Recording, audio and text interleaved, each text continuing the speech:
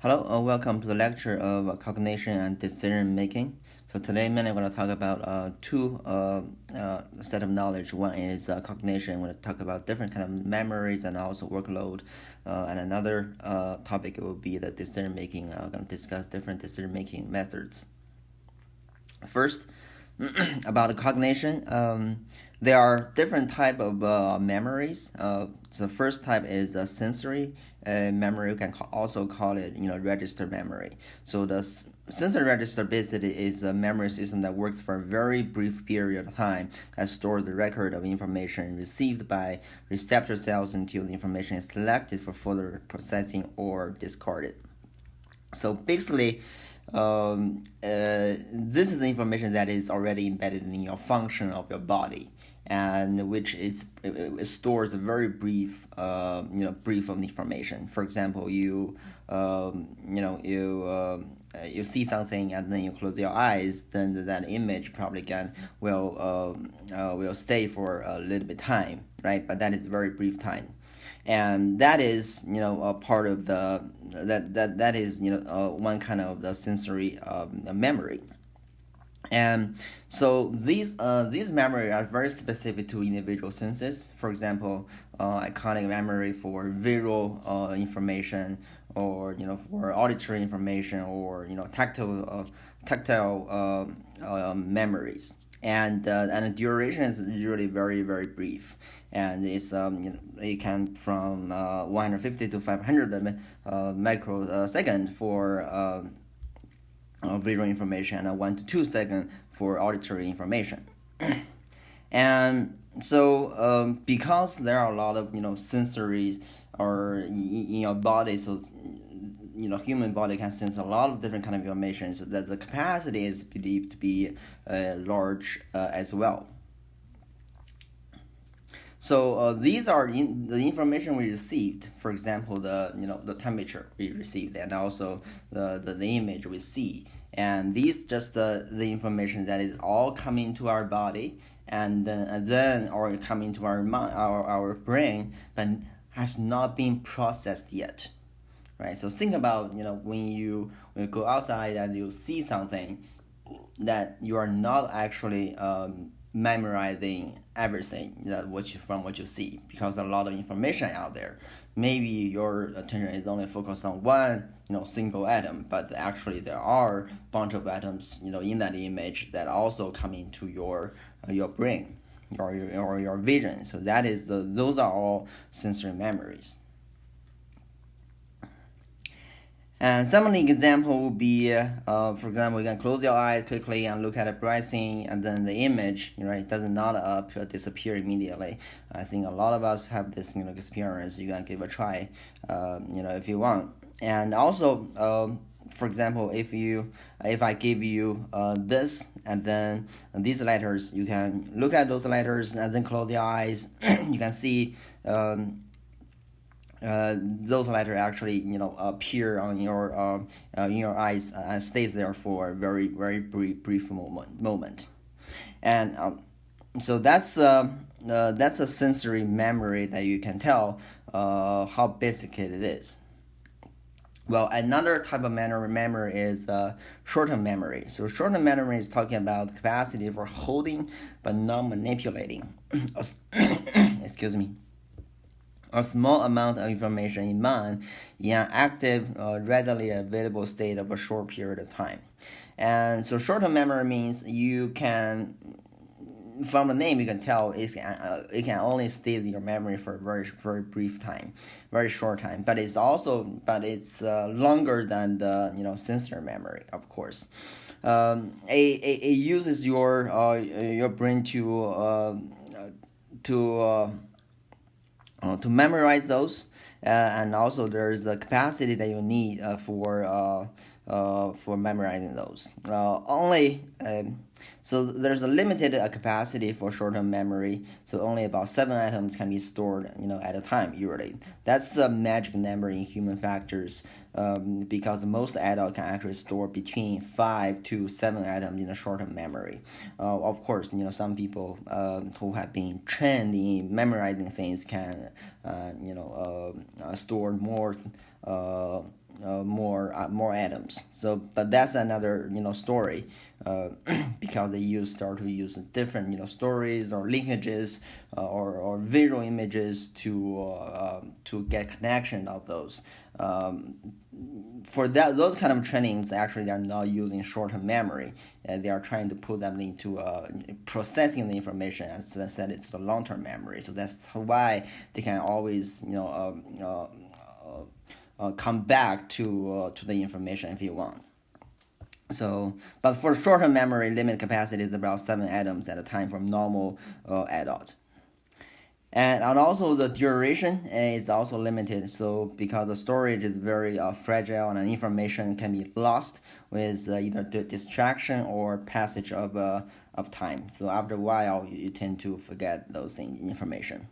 And it can be usually 15 seconds to 30 seconds, and also it has when the encoding, it's primarily acoustic or even translating visual information into sounds. So if you some information can be kept in the short memory by repeating them verbally. For example, if I show you a sentence, right, and you probably only by looking at it, you probably won't be able to memorize it in the short term. In the short term, but after you read it, it helps you to memorize the sentence. So this is how you can encode it in information, and then to keep that in your short-term memory. And also, there's you can do a chunking of information. So chunking means you are organizing some of the information into groups, and then you memorize those into as groups. So because those groups can be easily managed. For example, 7 chunks, right? Instead of 7 letters, you can actually chunk those into 2 or 3 groups. Then that will be 2 or 3 atoms. Some examples about short-term memory. For example, if I ask you, what you had for breakfast yesterday, this will be you are using your short-term memory to get that. And also, what you had for dinner 2 weeks time ago from today, and this also you will need use your short-term memory to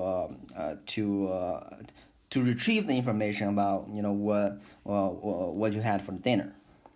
And so same as remembering a meeting in the afternoon. For example, a lot of people probably just forget a meeting because you tend to lose your short-term memory. Well, in order for you to remember those, you probably have to set some reminders or always remind yourself some other means to get that. Another example would be, if I show you this telephone number, say 540 to 568 and 2711, you can tell I group those numbers into different chunks. And this is actually my office number, so you can see the 3 chunks information will help you to memorize and put that into a short-term memory. Another type of memory is a working memory. So working memory, it requires a little bit of processing. So working memory is a cognitive system with the limited capacity that is responsible for temporarily holding information available for processing. So a temporary so the temporary workspace where we manipulate and process information, it refers to the short-term memory. And the capacity usually that's about 7 plus minus 2 chunks, and of course it really depends on the size of the chunks. If you tend to grip a lot of information in one chunk, you probably won't be able to get a lot of chunks in your short-term memory, in your working memory. So for the working memory, actually there's a constant continuous transfer between the working memory and also long-term memory. because those information actually can be code, and then after some processing, it can be turned into long-term memory. Some examples. First, if I ask you to repeat the phone number in the reverse order, do you remember that, right? 540 256 258 and then 2711. So if I ask you to repeat the phone number in a reverse order, then what would happen with your brain is that you have that kind of information in your mind, and you start to process information and start to find out, okay, what is the last chunk of the numbers, and then you move to the second last chunk of the numbers, and then you move to the first first chunk of the number. So by this kind of a little bit processing, because it requires a little bit load from your mind in order to get the information. So that's about the working memory. Another example would be, at the entrance of the hall, and you look at a map from directions, and you go to a store, go to a shop. Later, you reverse the direction of the map and then come back to the entrance. So, after you look at a map, then you just have the image or have the idea of, what is the entrance and where is the shop. And then later, after shopping, you come out from the shop. You do not have that map in front of you, but the memory actually in your brain start to function as a working memory, and then it will give you the direction how to go back. So this is how you can use the working memory in order to solve some of the problems. And the last one is long-term memory. So long-term memory, that is a system that encodes, stores, and retrieves information. It constantly stays with you, and also the capacity is very, very large, and it can hold information for indefinitely a long period. And so there are two types of the long-term memory. So one is implicit memory. So basically, implicit memory is experimental or functional form of memory that cannot be consciously recalled. For example, the skill of driving and also your language skills. Right. Another type is explicit memory. So it can be intentionally and consciously recalled. For example, remembering a driving lesson. Right. You took a lesson many maybe years ago. Right. After a while, because that is very impressive, so it turned into the long-term memory. So you can always recall what is covered in that long-term, what is covered in that driving lesson. So this is how you can use the long-term memory. And some examples will be, like an event that happened 10 years ago, or your name, right? And also tying your shoes. So those are long-term memories that is in your in your brain. And so how those different memories organize together to function in your in the human body.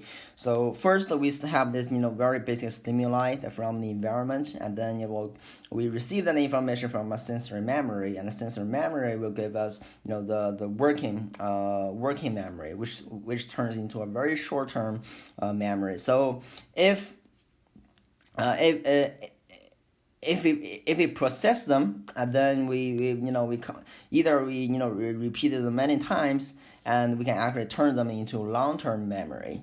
So the long-term memory can be kept for a longer time. So this is how those memories start from stimuli into to long-term memory. Of course, not all information will be turned into working memory and also long-term memory, and so only some of the information that is very impressive, or you are intentionally want to keep in your mind. So another definition is the cognitive load. So cognitive load is total amount of a mental activity required or imposed on working memory in any one instant. So there are three types of cognitive load, intrinsic, extraneous, and also germane. So from intrinsic to germane, actually the difficulty, all the amount of effort is actually increasing. So intrinsic level will be that requires very light or very little effort for processing information. For example, 2 + 2, right? You just in your mind, and you do not have to think about it, and then it's already you can already get the answer. While the second one is extraneous. Extraneous is is the information that's presented to the learners. And for example, you are watching a figure, or you are reading a figure, or you are reading an article. So those information just can come into your mind, and without any much new information created. So basically, you are just receiving the information, right? You are receiving the information. You are listening to music. That's you are receiving the information. You are not learning any new knowledge, but just thinking, okay, that's the information you get into your brain. Well, another type of the cognitive load is the germane. So germane level, so that's processing, construction, and also automation of schemas, learn new knowledge by linking to past knowledge.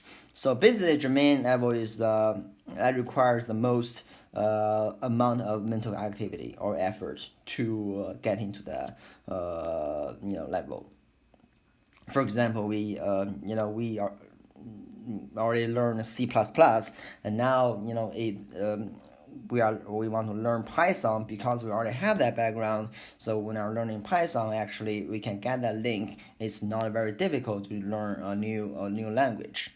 So this is more of a germane type of the workload, with creating a new knowledge or learning new things. And so in our cognition, there are also a certain a limit of capacity, and so we can use channels to explain them. So the channels, one can be one serial channel, or one of the parallel channels, or with hybrid channels. So with the one serial channel, so basically you are mainly dealing with one single thing, right? We're dealing with only one single thing, and then from beginning to the end. So it's very straightforward. Sometimes you might have two parallel channels, which it's more like you are multitasking without any connecting information or connection between the two tasks. And also there's another one is hybrid. So hybrid means at the beginning you have two parallel channels, and then later, or two tasks, and then later you merge it into one. So that's a different limited capacity of cognition. And so multitasking means we are doing multiple tasks at once, as we all know, and so the success of multitasking really depends on the timing demand for the tasks. Operator can tend must tend to the affairs of several machines simultaneously, especially when the need arises to shift focus from one type of machine to another. So this is a task switching. Or when the requirements of two machines are very difficult, there is a greater demand on working memory as a result. So that's a task. Constantly you have to switch tasks when you are doing multitasking. So multitasking sometimes it can be efficient, but it's also can be very, very dangerous, because it requires more cognitive workload in order to succeed. For example, multitasking during driving. So this is also something we always want to avoid, and because it increases the chances of crashing if you're doing reading, while driving, it increases by 3.7 times. If you're trying to reach something during driving, it can increase the chance of crashing by 9 times. Similarly, if you're doing making up 3 times, and these are all from certain from research studies on how the activities actually increase the chance of car accidents. The next topic is a decision making. So when we talk about decision making, there are really several types of decisions. First one is single binary decisions. So basically, this you only have 2 choices, right? Either yes or no, A or B, multiple choice, right? Questions. These are single binary decisions. And another type of decision will be something you want to find the optimal decision. So which means there are multiple ways to achieve the objective, and you want to find what is the options that is what is the most efficient, or the best way to achieve that objective. For example, if you want to find the shortest path to a certain destination, so they can be the optimizing decision. Another type of the decision will be the non-optimizing decision. So that is not predicted on choosing a best option out of several options. Instead, it matters only that a decision will fulfill objective. For example, you are planning for an event, so there are many different ways for this event to be successful, right? Same when you are trying to paint, right? You can get paint a nice picture, and there are also many different ways to make this paint successful. These are different types of decisions. And another type of decision is a dynamic decision. Dynamic decision means the decision you make have certain consequences, and the consequence will provide the feedback to your decision as well. So there's always a change of decisions, or change of other results from your decisions over time. So this is a dynamic decision. For example, you all learn system dynamics. So this is a very one typical decision making tool that you can use for dynamic decisions. And lastly, there are different types of decision making methods. And from multi-criteria decision making to pairwise comparison analysis and decision tree and cost-benefit analysis, linear programming, and game theories. So these are the typical decision making methods. So today I think we discussed cost and benefit analysis in ISAT330 about how to in financial decisions, and also linear programming from high school, or some other mathematical courses. So today we mainly want to look at multi-criteria decision making, pairwise comparison, decision tree, and also game theory. And I think those we're gonna watch these videos. I think those videos give very interactive and also vivid explanation of these decision making methods. First, let's look at multi-criteria decision making.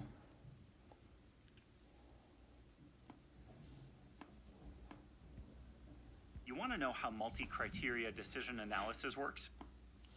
Just imagine you've been asked to buy fruits for the whole family, and you're looking for bananas.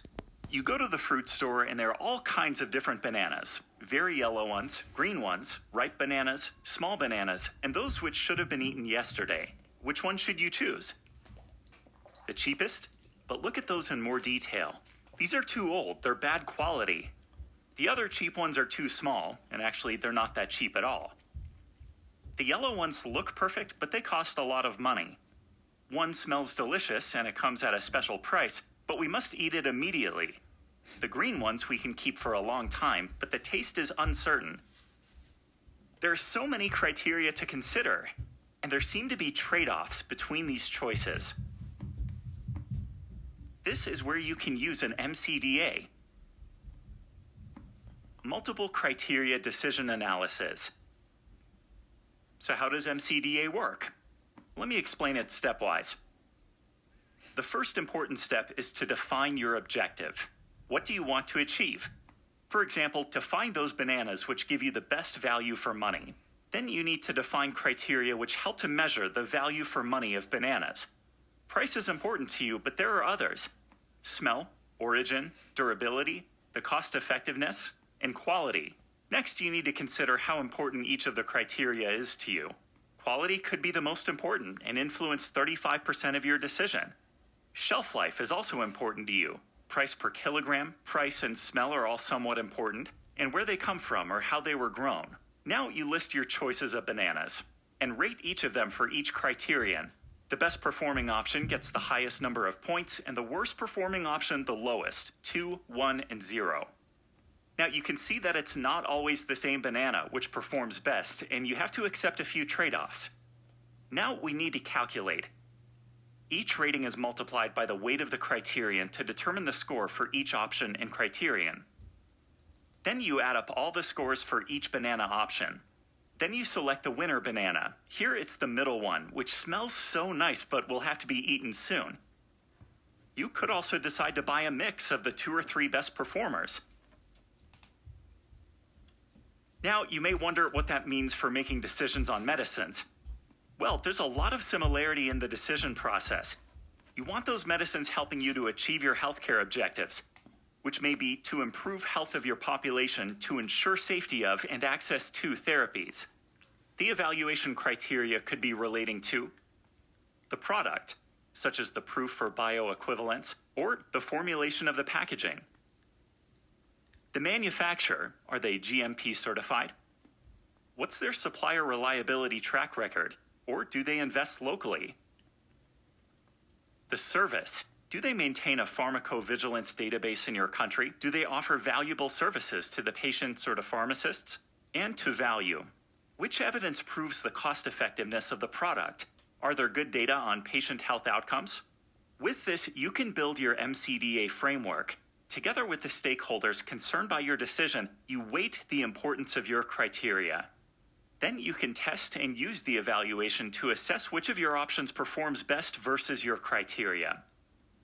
MCDA offers a well-structured decision process for drug procurement, formulary listing, reimbursement, and pricing, which is robust and transparent towards all stakeholders.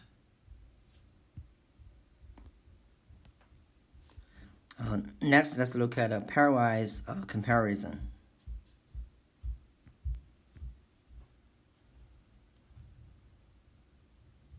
We are ready to prepare a pairwise comparison chart, or a PCC. Since we've spoken with the client, we've interviewed a number of users, and we have identified 4 to 6 design objectives. There are 5 steps in setting up and using a pairwise comparison chart. The first step is to write the objectives along the top row of the table and along the left-hand side of the table. The second step is to put dashes diagonally downwards in the chart. The third step is to move through the whole chart, comparing 2 objectives at a time to determine which one is more or less important. We'll use 1 as the high score and 0 as the low score. The fourth step is to sum across each row to determine the total. The fifth step is to rank the objectives and reflect on the results. So for step 1, for a water bottle example, we have 5 objectives: ease of use, maintains temperature, durable, cost, and aesthetics. These 5 objectives are listed in the left-hand column and the top row. The second step is to place dashes diagonally downwards. So you'll place a dash in the box of the intersection of identical objectives. For example, ease of use and ease of use, cost and cost. So step 3 is to move through the whole chart and compare 2 objectives at a time to determine which one is more important. Here we'll score a 1 in the row for the objective that is more important and a 0 in the row for the objective that is less important. So first, looking at the chart, that you'll notice that objective pairs intersect twice in the chart. So let's first look at ease of use and maintains temperature. Here, ease of use and maintains temperature intersect in two different boxes as shown.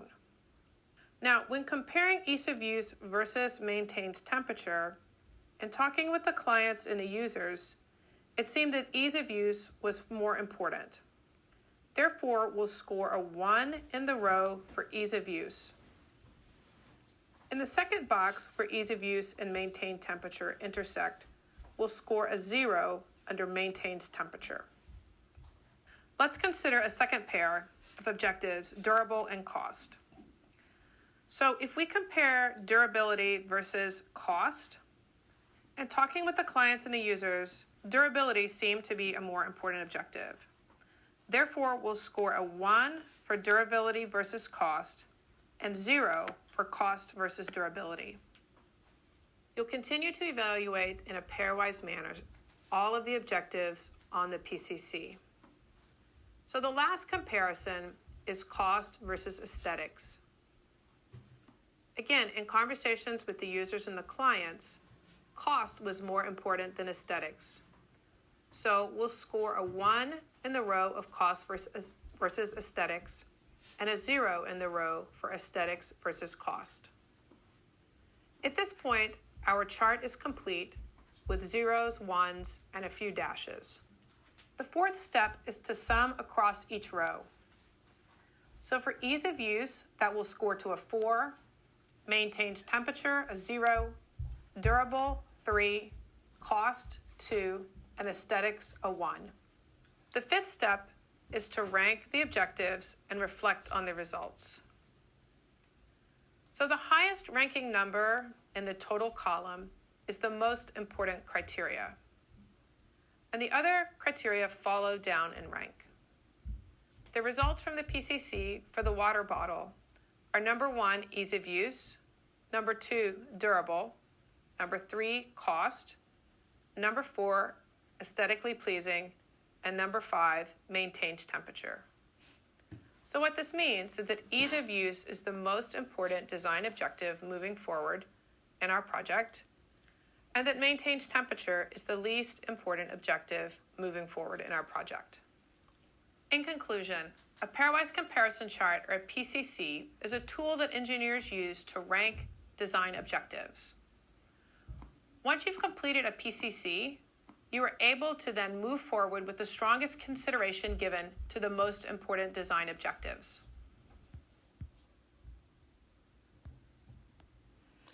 Next, decision-making tree. Decision trees use two types of nodes: a square or rectangle node called decision node, from which decision alternative branches will originate, and a circle node called chance node, from which states of nature or outcome branches will emanate. The chance node is also referred to as an outcome node or event node. Now let's construct a decision tree for this payoff table. We first draw a decision node with branches coming out of the decision node representing decision alternatives. Next, we draw the chance node or outcome node with respective states of nature or outcomes, as it can be seen here for stocks. The payoffs are placed at the end of the branches. As you can see, 70 and -13 for stocks. We do the same for mutual funds and for bonds. Notice that the payoff is 20 for bonds, irrespective of the state of nature. Therefore, we really don't need to repeat 20. We simply need to draw a single branch from bonds with a payoff of 20. Now let's solve the decision tree. Solving the decision tree is also known as folding back the decision tree. In essence, we are going to calculate the expected values and then choose the best. For stocks, the expected value is calculated as 0.4 times 70 plus 0.6 times -13, which is 20.2. So we just usually write the 20.2 on the chance node for stocks. We do the same for mutual funds. The expected value is 0.4 times 53 plus 0.6 times negative 5, which is 18.2. We also write that on the chance node for mutual funds. For bonds, no calculation is required. We can only expect a payoff of 20 for bonds. Now, comparing the three values, 20.2, 18.2, and 20, the best expected value is 20.2. We usually just place that value close to the decision node. Therefore, the decision is to invest in stocks. Thanks for watching. Welcome. All right, now let's look at the last game decision-making method, which is I'm going to talk about today, which is game theory. Don't feel like wearing pants? Enjoy the great taste of Dunkin' at home. New Kit Kat Duos, mocha and chocolate. Have a break. Have a Kit Kat. Intro to Game Theory and the Dominant Strategy Equilibrium. Game theory is the study of human behavior in strategic settings. It is used to solve some of the harder problems in economics. So what is a game? To have a game, you need at least 2 players, sometimes called agents, or if you want to be really crazy, people. And you need payoffs for the players. You need to define the outcomes they can potentially get depending on how the game unfolds. And finally, you need rules for the game. Now, it's not always obvious how people will behave, even with players, payoffs, and rules clearly defined. That's why game theorists have a number of solution concepts for games, including the dominant strategy equilibrium, the Nash equilibrium, the subgame perfect Nash equilibrium, the Bayesian equilibrium, and the weak perfect Bayesian equilibrium. The most basic solution concept is the dominant strategy equilibrium. In a game, each player can have any number of possible strategies. One strategy strictly dominates another strategy if the player is always better off under that strategy no matter what other players do. If one strategy strictly dominates every other possible strategy a player could take, that strategy is a strictly dominant strategy. We have a dominant strategy equilibrium when all players play a strictly dominant strategy. Now let's look at the most famous game in game theory, the prisoner's dilemma. There are 2 prisoners, prisoner 1 and prisoner 2, and they each have a choice. They can testify against the other, or they can keep quiet.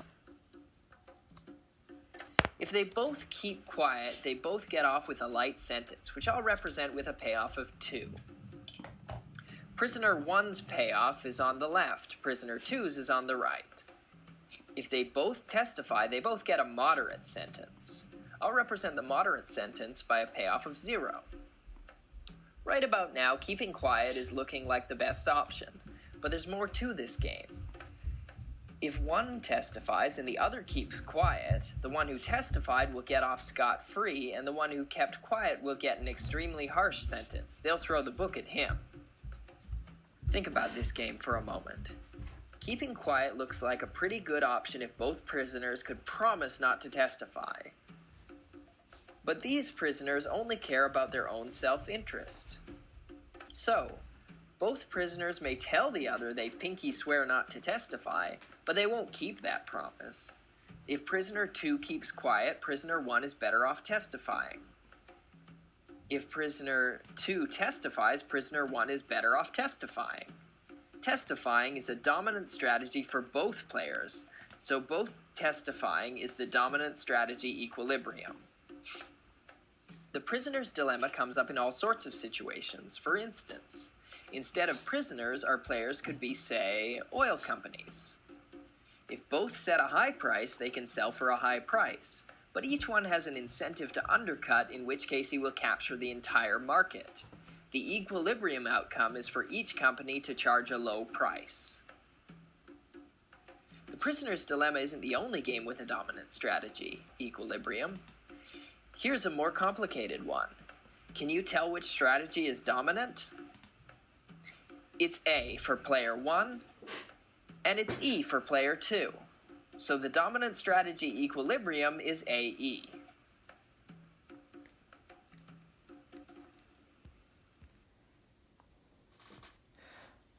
All right, so that's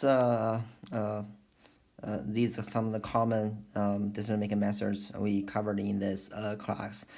Just keep in mind, in terms of what decision-making methods we should be used in the problem, it really depends on the problem nature and also the objective of it. And sometimes, one problem we can be solved with, multiple decision-making methods, and the solution you get might be different. So just keep in mind, it really depends on the goal and also what the nature of the problem to find out what is the best decision-making method to choose. All right, that's all for today.